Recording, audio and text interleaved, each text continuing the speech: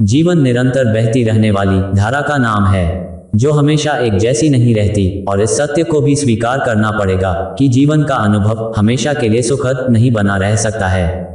जीवन की यात्रा के साथ आपको समस्याओं और जिंदगी के विभिन्न पहलुओं का एहसास होता है। ये समस्याएं आपके काम में हो सकती हैं, आपके परिवार में हो सकती हैं, दोस्तों के साथ या फिर कुछ और। ये समस्याएं तभी पीछा छोड़ सकती हैं जब आप उनका सीधे सीधे डटकर सामना करो और उनसे भागना बंद कर दो। यहाँ तक कि भगवान शिव भी यही कहते हैं। उनकी ओर से दी गई शिक्षा और सूत्रों से आपको जीवन में अपने लक्ष्य पाने में मदद मिलेगी। आइए भगवान शिव की ओर से दिए गए सफलता के राज को जानते हैं, जिनके बारे में उन्होंने माता पार्वती से बात की थी।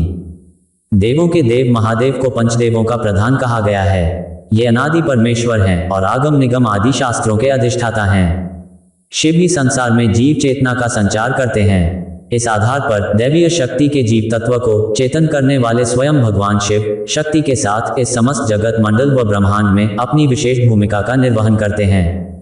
महाशिव, जिन्होंने सृष्टि की उत्पत्ति तथा जगत के विस्तार एवं निरंतर विकास की प्रणाली को अपनाते हुए ब्रह्मस्वरूप को स्थापित किया है, जिसके द्वारा हम क्या है, कैसे हैं, कहां से आए हैं, अंत और प्रारंभ क्या है, कर्म के आधार पर हमारे प्रारब्ध क्या होंगे, इन अवस्थाओं का उपनिषदीय ज्ञान ऋषियों के माध्यम से परम तत्व बिंदु के रूप में हमारे समक्ष विद्यमान किया है।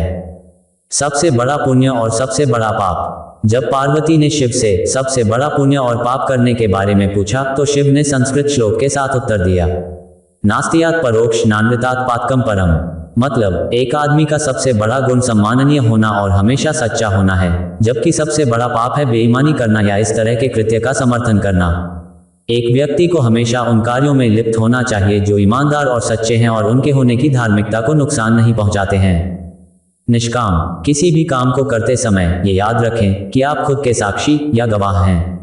आप जो भी अच्छा या बुरा काम कर रहे हैं उसके फल के जिम्मेवार भी आप स्वयं हैं। इसलिए गलत काम करते समय ऐसा कभी नहीं सोचे कि आपको कोई देख नहीं रहा तो आप उसके फल से बच जाएंगे। मन में ऐसी भावना रखने वाले सदा पाप कर्म करने से दूर रहते हैं। इसलिए मनुष्य को मन, वचन और कर्म से, पाप कर्म से दूर रहना चाहिए। कभी भी अपने आप को इन 3 क्रियाओं में शामिल न करें। इसके अलावा शिव ने पार्वती से कहा कि लोगों को कभी भी किसी भी प्रकार के कार्यों में लिप्त या सहयोगी नहीं होना चाहिए जिसमें शब्दों, कार्यों और विचारों या मन के माध्यम से पाप शामिल हो। एक आदमी जो कुछ भी करता है वह उसका फल है जो उसने पहली जगह पर बोना चुना था। इसलिए एक व्यक्ति को बहुत ही दिमाग होना चाहिए कि वे अपने जीवन और कार्यों को कैसे चुनते हैं। मोह का त्याग। हर व्यक्ति को किसी वस्तु, व्यक्ति, परिस्थिति, स्थान आदि से मोह होता है। यही मोह, आसक्ति या लगाव ही दुखों और असफलताओं का कारण बनती है। इसलिए मोह का त्याग कर आनंद और सफलता की ओर बढ़ें। अपनी तरफ देखो, न तो पीछे न आगे। कोई तुम्हारा नहीं है, कोई बेटा तुम्हें नहीं भर सकेगा, कोई संबंध तुम्हारी आत्मा नहीं बन सकता, तुम्हारे अतिरिक्त तुम्हारा कोई मित्र नहीं है। दृढ़ निश्चय करना आवश्यक। दृढ़ निश्चय ही वो रास्ता है जिस पर चलकर इंसान सफलता को पा सकता है। किसी भी कार्य को करने के पीछे मनुष्य का मन में किया गया निश्चय ही सबसे बड़ा कारक होता है। समाज के लोगों से प्रभावित ना होना। अगर आपने अपने मन में कोई काम करने का निश्चय कर लिया है तो फिर लोगों से प्रभावित होना व्यर्थ है, चाहे वह आपके बारे में कितनी ही बुरी बातें कहें। समाज की बातों पर ध्यान देने से आपकी प्रगति बाधित होगी। आप लोगों को शांत नहीं कर सकते हैं, भले ही कितना ही प्रयास किया जाए। इसलिए अपनी ऊर्जा व्यर्थ करने से कोई लाभ नहीं। शांत रहकर खुद को नियंत्रित रखना। शिव को संसार का सबसे बड़ा योगी कहा जाता है।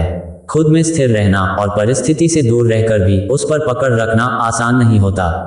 महादेव एक बार ध्यान में बैठ जाएं तो दुनिया में कुछ भी उथल पुथल हो, लेकिन उनका ध्यान कोई नहीं तोड़ सकता। शिव का ये गुण हमें जीवन का गहरा ज्ञान देता है कि आप भले ही संसार की किसी भी परिस्थिति में लिप्त हों, लेकिन अपने भीतर स्थिर बने रहना आवश्यक है। समानता का भाव। भगवान शिव हर किसी को समान दृष्टि से देखते हैं। उनकी महिमा ऐसी है कि देवता ही नहीं, राक्षसों और दूसरे प्राणी भी उन्हें पूजते हैं। कहते हैं कि जिनका त्याग सभी देवी देवता कर देते हैं, शिव उन्हें भी अपना लेते हैं। इससे ये सीख मिलती है कि सभी प्राणियों के प्रति समान भाव रखना चाहिए। अपनी प्राथमिकताएं समझें। भगवान शिव के जीवन को देखकर लगता है उन्हें हमेशा अपनी प्राथमिकताओं का भान रहा। उन्होंने अपनी पत्नी पार्वती से प्रेम और सम्मान को सबसे ऊपर रखने के साथ अपने मित्र और भक्तों को भी उचित स्थान दिया। और साथ ही इन सब से अलग अपने ध्यान में भी लीन रहे। कब क्या करना उचित है वह ये अच्छी तरह जानते थे। पशु नहीं मनुष्य बने। राग, द्वेष, वैमनस्य, अपमान और हिंसा जैसी पार्श्विक प्रवृत्ति वाला व्यक्ति पशु के समान ही होता है। पशुता से मुक्ति के लिए भक्ति, साधना और ध्यान जरूरी है। भगवान शिव के कहने का मतलब यह है कि आदमी एक अजायब घर है। आदमी कुछ इस तरह का पशु है जिसमें सभी तरह के पशु और पक्षियों की प्रवृत्तियां विद्यमान हैं। आदमी ठीक तरह से आदमी जैसा नहीं है। आदमी में मन के ज्यादा सक्रिय होने के कारण ही उसे मनुष्य कहा जाता है, क्योंकि वह अपने मन के अधीन ही रहता है। शिव एकमात्र परम अघोरी।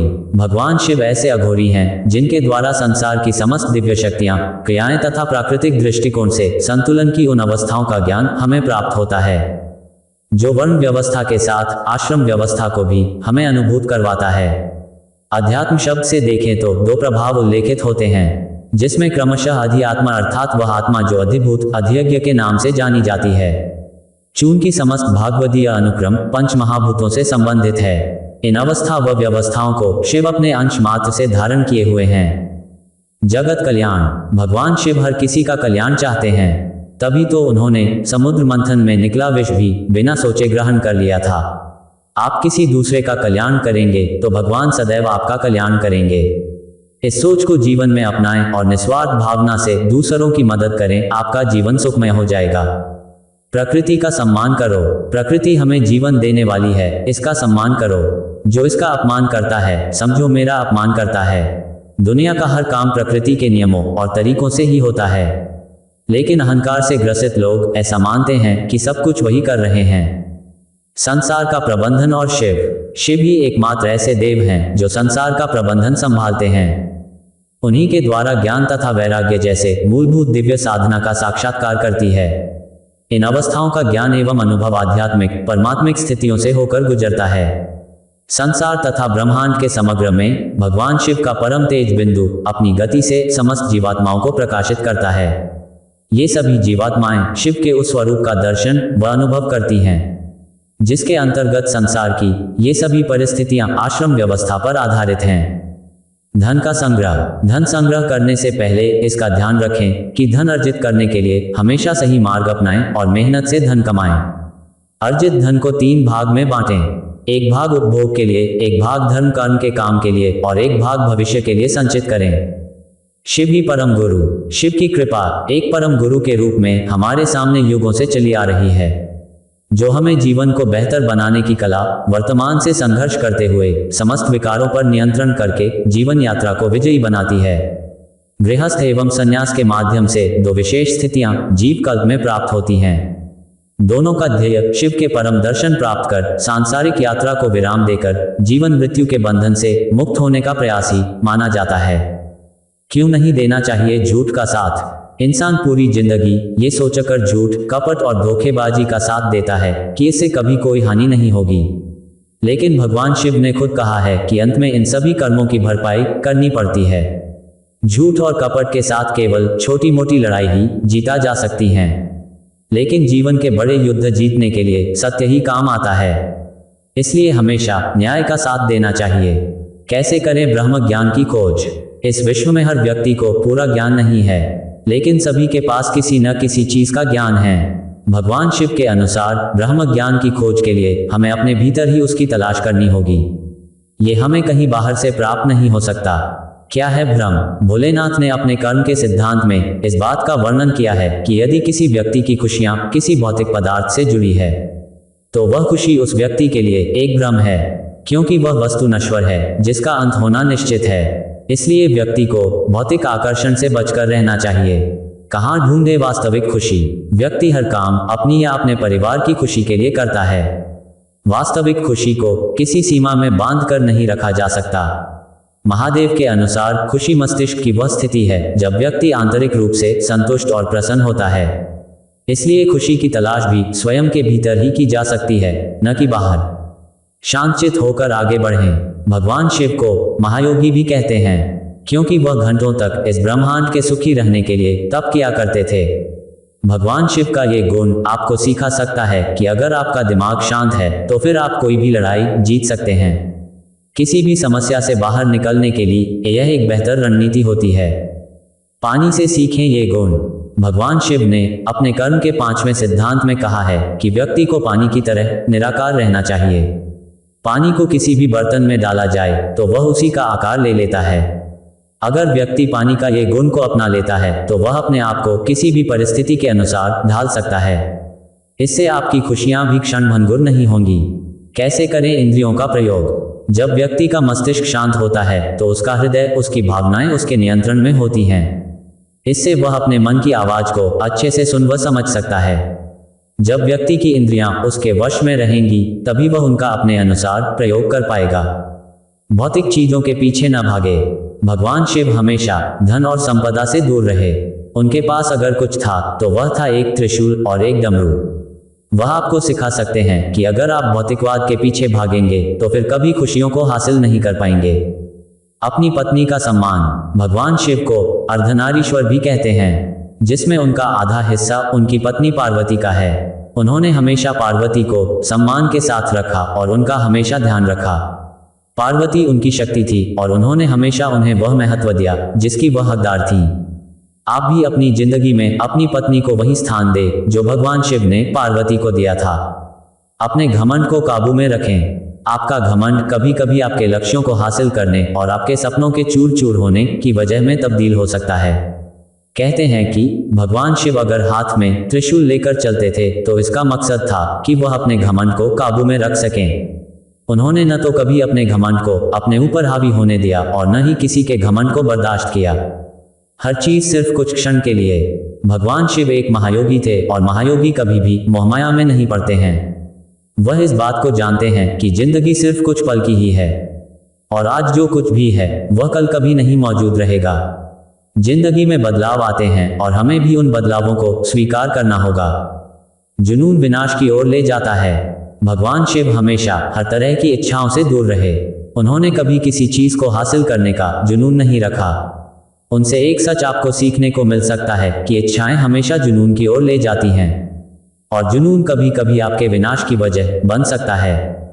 कल्पना ज्ञान से महत्वपूर्ण। आइंस्टीन से पूर्व शिव ने ही कहा था कि कल्पना ज्ञान से ज्यादा महत्वपूर्ण है। हम जैसी कल्पना और विचार करते हैं वैसे ही हो जाते हैं। सपना भी कल्पना है। शिव ने इस आधार पर ध्यान की 112 विधियों का विकास किया।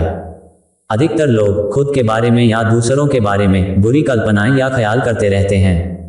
दुनिया में आज जो दहशत और अपराध का माहौल है उसमें सामूहिक रूप से की गई कल्पना का ज्यादा योगदान है।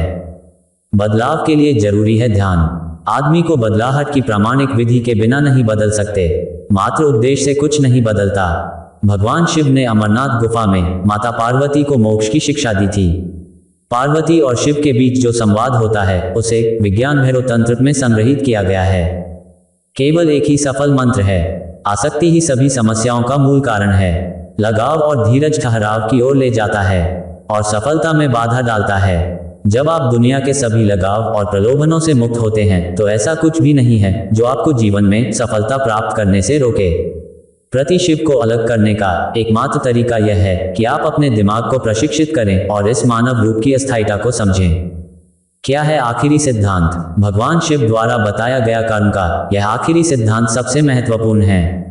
मनुष्य जीवन का वास्तविक उद्देश्य उसी परम सत्ता में विलीन हो जाना है जहां से उसकी उत्पत्ति हुई है, अर्थात ईश्वर में। यह तभी संभव है जब सभी सिद्धांतों का जीवन में अनुसरण किया जाए। अस्तित्व को समझने के लिए विज्ञान पूरे जोर शोर से कोशिशें करता रहा है, लेकिन हमारे देखने, सुनने, स्पर्श करने की शक्तियां और यहां तक मन भी सिर्फ भौतिक चीजों को ही समझ सकते हैं। हमारे द्वारा बनाया गया कोई भी उपकरण भी सिर्फ भौतिक चीजों को समझ सकता है। तो फिर वह जो भौतिक से परे है उसकी प्रकृति क्या है? अगर आप भौतिकता से थोड़ा आगे जाएं तो सब कुछ शून्य हो जाता है। शून्य का अर्थ है पूर्ण खालीपन, एक ऐसी स्थिति जहां भौतिक कुछ भी नहीं है। जहां भौतिक कुछ है ही नहीं, वहां आपकी ज्ञानेंद्रियां भी बेकाम की हो जाती हैं। अगर आप शून्य से परे जाएं तो आपको जो मिलेगा उसे हम शिव के रूप में जानते हैं। शिव का अर्थ है जो नहीं है। जो नहीं है उस तक अगर पहुंच पाएंगे तो आप देखेंगे कि इसकी प्रकृति भौतिक नहीं है। इसका मतलब है इसका अस्तित्व नहीं है, पर यह धुंधला है, अपारदर्शी है। ऐसा कैसे हो सकता है? यह आपके तार्किक दिमाग के दायरे में नहीं है। आधुनिक विज्ञान मानता है कि इस पूरी रचना को इंसान के तर्कों पर खरा उतरना होगा, लेकिन जीवन को देखने का यह बेहद सीमित तरीका है। संपूर्ण सृष्टि मानव बुद्धि के तर्कों पर कभी खरी नहीं उतरेगी। आपका दिमाग इस सृष्टि में फिट हो सकता है, ये सृष्टि आपके दिमाग में कभी फिट नहीं हो सकती। तर्क इस अस्तित्व के केवल उन पहलुओं का विश्लेषण कर सकते हैं जो भौतिक हैं।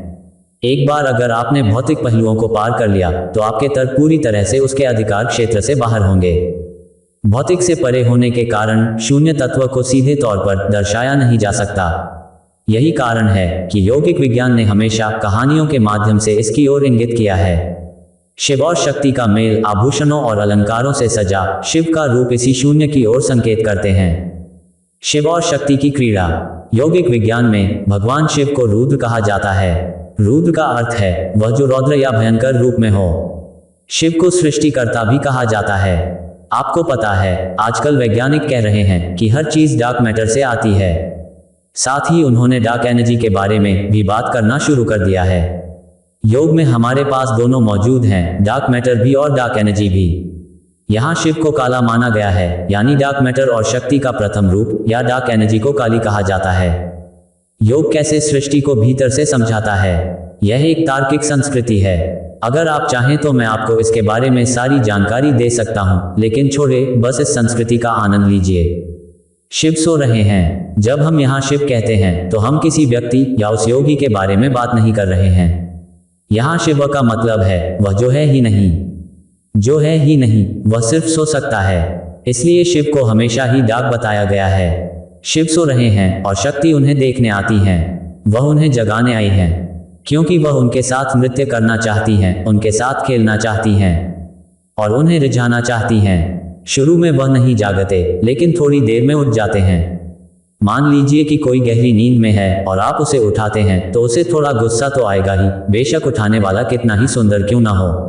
अतः शिव भी गुस्से में गरजे और तेजी से उठकर खड़े हो गए। उनके ऐसा करने के कारण ही उनका पहला रूप और पहला नाम रुद्र पड़ गया। रुद्र शब्द का अर्थ होता है दहाने वाला, गरजने वाला। एक वैज्ञानिक से बिग बैंग के धमाकों के बारे में पूछा, अगर कई धमाके हों तो क्या वह एक गर्जना जैसी नहीं होगी? अगर धमाकों की एक श्रृंखला बन जाए तो वह ऐसे ही होगा जैसे किसी इंजन की आवाज हो। फिर पूछा, क्या केवल एक ही धमाका था या ये लगातार होने वाली प्रक्रिया थी? वह कुछ सोचकर बोला, यह एक धमाका नहीं हो सकता, ये धमाका एक पल से ज्यादा लंबा चला होगा। फिर पूछा, तो आप इसे धमाका क्यों कह रहे हैं? क्या यह एक गर्जना जैसा नहीं है, जैसे कि शिव हुंकार भरकर खड़े हो गए हों? योग का जन्म। आज जिस भी चीज को हम योग के नाम से जानते हैं, उसकी शुरुआत कई सालों पहले भगवान शिव द्वारा की गई थी। वैज्ञानिक तथ्य भी ये बताते हैं कि करीब 50,000 साल पहले मानव चेतना में एक जबरदस्त उछाल आया था। आधुनिक मानवशास्त्र और विज्ञान के मुताबिक आज से करीब 50,000 साल और 70,000 साल पहले के बीच कहीं कुछ घटित हुआ। इन 20,000 सालों के दौरान कुछ ऐसा हुआ जिसने अचानक मानव जाति में बुद्धि को एक अलग स्तर तक पहुंचा दिया। इंसानों में बुद्धि और चेतना का अचानक विस्फोट सा हुआ, जो सामान्य विकास के क्रम में नहीं है। उस समय कुछ ऐसी प्रेरक घटनाएं हुई जिसने उस समय के मानव की बुद्धि और चेतनता के विकास को एकदम से तीव्र कर दिया। यौगिक परंपरा के मुताबिक यही वो समय था जब हिमालय क्षेत्र में यौगिक प्रक्रिया की शुरुआत हुई थी। आदियोगी ने अपने 7 शिष्यों यानी सप्तऋषियों के साथ दक्षिण का रुख किया। उन्होंने जीवन तंत्र की खोज करनी शुरू कर दी, जिसे आज हम योग कहते हैं। मानवता के इतिहास में पहली बार किसी ने इस संभावना को खोला कि अगर आप इसके लिए कोशिश करने को इच्छुक हैं तो आप अपनी पूरी चेतना में अपनी वर्तमान अवस्था से दूसरी अवस्था में विकसित हो सकते हैं। आदियोगी ने बताया कि आपका जो वर्तमान ढांचा है यही आपकी सीमा नहीं है। आप इस ढांचे को पार कर सकते हैं और जीवन के एक पूरी तरह से अलग पहलू की ओर बढ़ सकते हैं। एक ऋषि दक्षिण अमेरिका तो एक दक्षिण पूर्व एशियाई देशों में चले गए। एक शिष्य ने कभी अपना मुंह नहीं खोला और न ही कोई उपदेश दिया, लेकिन उनकी मौजूदगी ने बड़े बड़े काम किए। उस ज्ञान के प्रसार के लिए इन 7 लोगों को भेजा गया। यौगिक कथाओं में कई तरह से इसका वर्णन है। भगवान शिव के अलंकार। हमारी परंपरा में भगवान शिव को कई सारी वस्तुओं से सजा हुआ दिखाया जाता है। उनके माथे पर तीसरी आंख, उनका वाहन नंदी और उनका त्रिशूल इसके उदाहरण हैं। क्या सच में शिव के माथे पर एक और आंख है? और क्या वे हमेशा नंदी और त्रिशूल को अपने साथ रखते हैं? या फिर इन्हें चिन्हों की तरह इस्तेमाल करके हमें कुछ और समझाने की कोशिश की गई है। चलिए जानते हैं। शिव की तीसरी आंख। शिव को हमेशा त्रयंबक कहा गया है क्योंकि उनकी एक तीसरी आंख है। तीसरी आंख का मतलब यह नहीं है कि किसी के माथे में दरार पड़ी और वहां कुछ निकल आया। इसका मतलब सिर्फ यह है कि बोध या अनुभव का एक दूसरा आयाम खुल गया है। दो आंखें सिर्फ भौतिक चीजों को देख सकती हैं। अगर मैं अपना हाथ उन पर रख लूं तो वे उसके परे नहीं देख पाएंगी। उनकी सीमा यही है। अगर तीसरी आंख खुल जाती है तो इसका मतलब है कि बोध का एक दूसरा आयाम खुल जाता है जो कि भीतर की ओर देख सकता है। इस बोध से आप जीवन को बिल्कुल अलग ढंग से देख सकते हैं। इसके बाद दुनिया में जितनी चीजों का अनुभव किया जा सकता है उनका अनुभव हो सकता है। आपके बोध के विकास के लिए सबसे अहम चीज यह है कि आपकी ऊर्जा को विकसित होना होगा और अपना स्तर ऊंचा करना होगा। योग की सारी प्रक्रिया यही है कि आपकी ऊर्जा को इस तरीके से विकसित किया जाए और सुधारा जाए कि आपका बोध बढ़े और तीसरी आंख खुल जाए। तीसरी आंख दृष्टि की आंख है। दोनों भौतिक आंखें सिर्फ आपकी इंद्रियां हैं। वे मन में तरह तरह की फालतू बातें भरती हैं क्योंकि आप जो देखते हैं वह सच नहीं है। आप इस या उस व्यक्ति को देखकर उसके बारे में कुछ अंदाजा लगाते हैं मगर आप उसके अंदर शिव को नहीं देख पाते। आप चीजों को इस तरह देखते हैं जो आपके जीवित रहने के लिए जरूरी हैं। कोई दूसरा प्राणी उसे दूसरे तरीके से देखता है जो उसके जीवित रहने के लिए जरूरी है। इसीलिए हम इस दुनिया को माया कहते हैं। माया का मतलब है कि यह एक तरह का धोखा है। इसका मतलब यह नहीं है कि अस्तित्व एक कल्पना है। चंद्रमा। शिव के कई नाम हैं। उनमें एक काफी प्रचलित नाम है सोम या सोम सुंदर। वैसे तो सोम का मतलब चंद्रमा होता है मगर सोम का असली अर्थ नशा होता है। नशा सिर्फ बाहरी पदार्थों से ही नहीं होता बल्कि केवल अपने भीतर चल रही जीवन की प्रक्रिया में भी आप मदमस्त रह सकते हैं। अगर आप जीवन के नशे में नहीं डूबे हैं तो सिर्फ सुबह का उठना, अपने शरीर की जरूरतों को पूरा करना, खाना पीना, रोजी रोटी कमाना, आसपास फैले दुश्मनों से खुद को बचाना और फिर हर रात सोने जाना जैसी दैनिक क्रियाएं आपकी जिंदगी कष्टदायक बना सकती हैं। अभी ज्यादातर लोगों के साथ यही हो रहा है। जीवन की सरल प्रक्रिया उनके लिए नर्क बन गई है। ऐसा सिर्फ इसलिए है क्योंकि वे जीवन का नशा किए बिना उसे बस जीने की कोशिश कर रहे हैं। चंद्रमा को सोम कहा गया है यानी नशे का स्रोत। अगर आप किसी चांदनी रात में किसी ऐसी जगह गए हों जहां बिजली की रोशनी नहीं हो या आपने बस चंद्रमा की रोशनी की ओर ध्यान से देखा हो तो धीरे धीरे आपको सुरूर चढ़ने लगता है। क्या आपने इस बात पर ध्यान दिया है? हम चंद्रमा की रोशनी के बिना भी ऐसा कर सकते हैं मगर चांदनी से ऐसा बहुत आसानी से हो जाता है। अपने इसी गुण के कारण चंद्रमा को नशे का स्रोत माना गया है। शिव चंद्रमा को एक आभूषण की तरह पहनते हैं क्योंकि वह एक महान योगी हैं जो हर समय नशे में चूर रहते हैं। फिर भी वह बहुत ही सजग होकर बैठते हैं। नशे का आनंद उठाने के लिए आपको सचेत होना ही चाहिए। शिव का वाहन नंदी। नंदी अनंत प्रतीक्षा का प्रतीक है। भारतीय संस्कृति में इंतजार को सबसे बड़ा गुण माना गया है। जो बस चुपचाप बैठकर इंतजार करना जानता है वह कुदरती तौर पर ध्यान मग्न हो सकता है। नंदी को ऐसी उम्मीद नहीं है कि शिव कल आ जाएंगे। वह किसी चीज का अंदाजा नहीं लगाता या उम्मीद नहीं करता। वह बस इंतजार करता है। वह हमेशा इंतजार करेगा। ये गुण ग्रहणशीलता का मूल तत्व है। नंदी शिव का सबसे करीबी साथी है क्योंकि उसमें ग्रहणशीलता का गुण है। किसी मंदिर में जाने के लिए आपके अंदर नंदी का गुण होना चाहिए ताकि आप बस बैठ सकें। इस गुण के होने का मतलब है आप स्वर्ग जाने की कोशिश नहीं करेंगे, आप ये या वह पाने की कोशिश नहीं करेंगे, आप बस वहां बैठेंगे। लोगों को हमेशा से यह गलतफहमी रही है कि ध्यान किसी तरह की क्रिया है। नहीं, यह एक गुण है। यही बुनियादी अंतर है। प्रार्थना का मतलब है कि आप भगवान से बात करने की कोशिश कर रहे हैं। ध्यान का मतलब है कि आप भगवान की बात सुनना चाहते हैं। आप बस अस्तित्व को, सृष्टि की परम प्रकृति को सुनना चाहते हैं। आपके पास कहने के लिए कुछ नहीं है, आप बस सुनते हैं। नंदी का गुण यही है, वह बस सजग होकर बैठा रहता है। यह बहुत अहम चीज है। वह सजग है, सुस्त नहीं है। वह आलसी की तरह नहीं बैठा है। वह पूरी तरह सक्रिय, पूरी सजगता से, जीवन से भरपूर बैठा है। ध्यान यही है। शिव का त्रिशूल। शिव का त्रिशूल जीवन के 3 मूल पहलुओं को दर्शाता है। योग परंपरा में उसे रुद्र, हर और सदाशिव कहा जाता है। ये जीवन के 3 मूल आयाम हैं जिन्हें कई रूपों में दर्शाया गया है। उन्हें इड़ा, पिंगला और सुषुम्ना भी कहा जा सकता है। ये तीनों प्राणमय कोश यानी मानव तंत्र के ऊर्जा शरीर में मौजूद 3 मूलभूत नाड़ियां हैं, बाईं, दाहिनी और मध्य। नाड़ियां शरीर में उस मार्ग या माध्यम की तरह होती हैं जिनसे प्राण का संचार होता है। 3 मूलभूत नाड़ियों से 72,000 नाड़ियां निकलती हैं। इन नाड़ियों का कोई भौतिक रूप नहीं होता, यानी अगर आप शरीर को काटकर इन्हें देखने की कोशिश करें तो आप उन्हें नहीं खोज सकते। लेकिन जैसे जैसे आप अधिक सजग होते हैं, आप देख सकते हैं कि ऊर्जा की गति अनियमित नहीं है, वह तय रास्तों से गुजर रही है। प्राण या ऊर्जा 72,000 विभिन्न रास्तों से होकर गुजरती है। इड़ा और पिंगला जीवन के बुनियादी द्वैत के प्रतीक हैं। इस द्वैत को हम परंपरागत रूप से शिव और शक्ति का नाम देते हैं, या आप इसे बस पुरुषोचित और स्त्रियोचित कह सकते हैं, या यह आपके 2 पहलू तर्क, बुद्धि और सहज ज्ञान हो सकते हैं। सर्प योग संस्कृति में सर्प यानी सांप कुंडलिनी का प्रतीक है। यह आपके भीतर की वह ऊर्जा है जो फिलहाल इस्तेमाल नहीं हो रही है।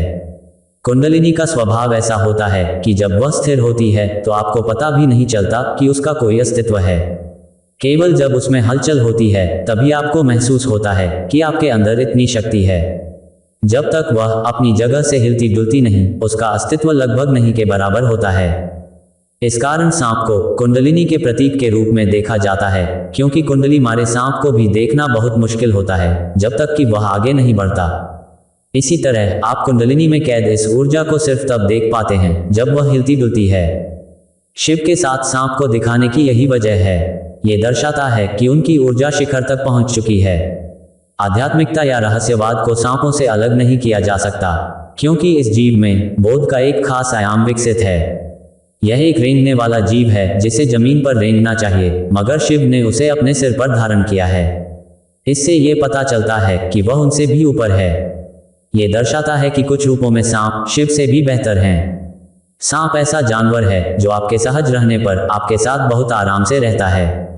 ओम नमः शिवाय वह मूल मंत्र है जिसे कई सभ्यताओं में महामंत्र माना गया है। इस मंत्र का अभ्यास विभिन्न आयामों में किया जा सकता है। इन्हें पंचाक्षर कहा गया है। इसमें 5 मंत्र हैं। ये पंचाक्षर प्रकृति में मौजूद 5 तत्वों के प्रतीक हैं और शरीर के 5 मुख्य केंद्रों के भी प्रतीक हैं। इन पंचाक्षरों से इन 5 केंद्रों को जागृत किया जा सकता है। ये पूरे तंत्र सिस्टम के शुद्धिकरण के लिए बहुत शक्तिशाली माध्यम हैं। ओम नमः शिवाय।